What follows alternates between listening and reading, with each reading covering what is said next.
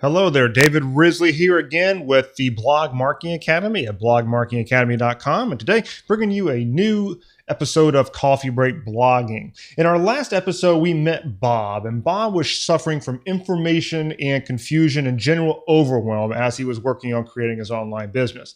Today, I want to talk about another issue that our friend Bob has. See, Bob set out to start up this online business, but he ended up drowning in information, and he left himself overwhelmed and confused on what he should be working on. Even though he had all these different tools and different training courses and subscribed to all these different email lists and all that, he was still fairly overwhelmed.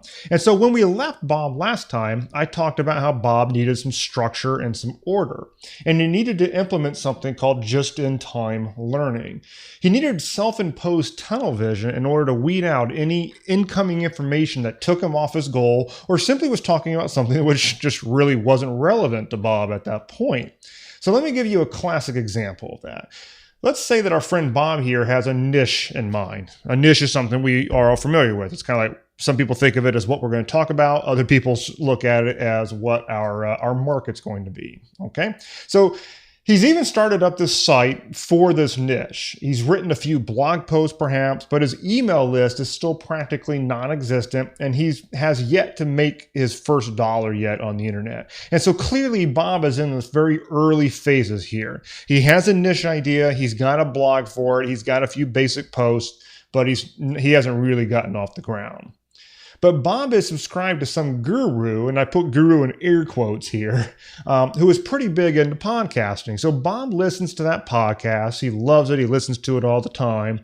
And the host of that podcast even publishes income reports, and Bob finds it motivational. And so this guru launches a course all about podcasting. And quite frankly, to Bob, it sounds pretty freaking awesome, okay? Because this guy that he's really come to know, like, and trust has come up with this course on podcasting. But let's back up here a little bit, okay? Let's talk a little sense into Bob, shall we? Bob is already overwhelmed. We've established that in our last episode. But furthermore, if we look at where Bob's business, and I put business here in air quotes as well, if we look at where Bob's business is at this point, he's still incredibly early in the game. I mean, he's got a website, but he's clearly not really established any proper foundation yet. His approach is completely unproven, and that's proven by the fact that he has not yet made any sales and he barely has any email list to speak of. So those are the facts that Bob has. Now, given that, the question is, does it make any sense at all for Bob to even consider purchasing his favorite guru's new course on podcasting? Is podcasting added to his current situation going to be of any help?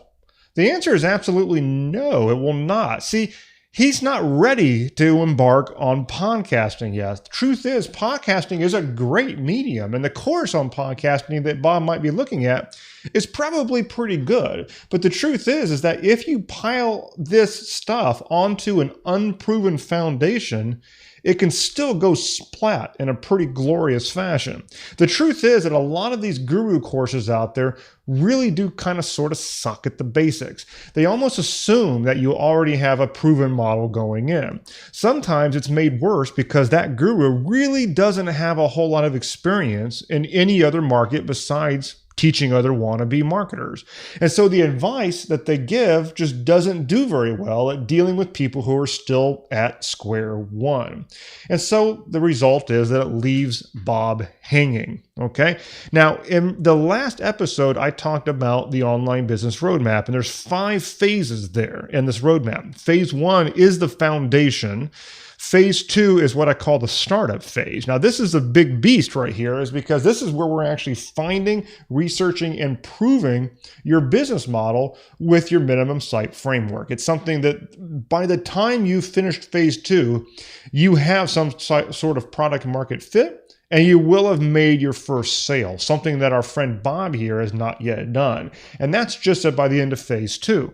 Once we get into phase 3, we start building out something that's already been proven. Phase 4 is about systemizing it so that we can grow it further. And then phase 5 is called the growth phase, and that's where we get into all the fun stuff. Quite frankly, that is where this podcasting course that Bob is looking at fits in. Bob is constantly seeing stuff out there, which goes very nicely into phase 5 of our roadmap. Phase 5 is often some of the really cool stuff, but Bob isn't in phase 5. In fact, Bob is probably in phase 1, at the best, maybe mid phase 2. Bob should not be looking at stuff for phase 5 businesses. Bob has no business buying anything that is aimed at a 5-phase business, okay? So all it would really do is end up compounding his confusion and make the overwhelm worse, because he's looking at stuff which is aimed at growth, but he doesn't yet have a proven concept to grow. It doesn't help that all these launches out there, these product launches and course launches and email promotions, are taking place around Bob. But truth is that that's just how things work. All these gurus out there are in the business of selling. And yes, me, myself, I'm also in the business of selling. That's how I make money here at the Blog Marketing Academy. But many of these guys, and they're good at it, they're at marketing. They're going to make what they sell seem great because it probably is legitimately a really good offer. It's not their fault that it isn't right for Bob. So Bob needs to have a little discipline here. He needs to know where he stands. Bob needs to take some personal responsibility for not getting what's known as shiny object syndrome. This is where something looks cool, it looks like it has some great promises, and you just buy it even if it's not right for you right now. If necessary, our friend Bob here might need to put himself on a bit of an information diet and just stop paying attention to so many things. Okay, I'll end off here this episode with a simple question. What phase is your business in? What phase is your blog-based business in? If you want to see the visual graphic of the 5 phases, once again, head on over to blogmarketingacademy.com/lab. It'll tell you all about the lab, but the main orientation of the lab is this 5-phase roadmap. So I'll show it to you right there. You can see what you think and also tell me what phase of business is your business in, and what are the things that you should be paying attention to for where you're at right now. And maybe what some of the stuff that you're entertaining yourself with right now is aimed at phase 5 businesses or maybe phase 4 businesses, and that's just not where you're at quite yet.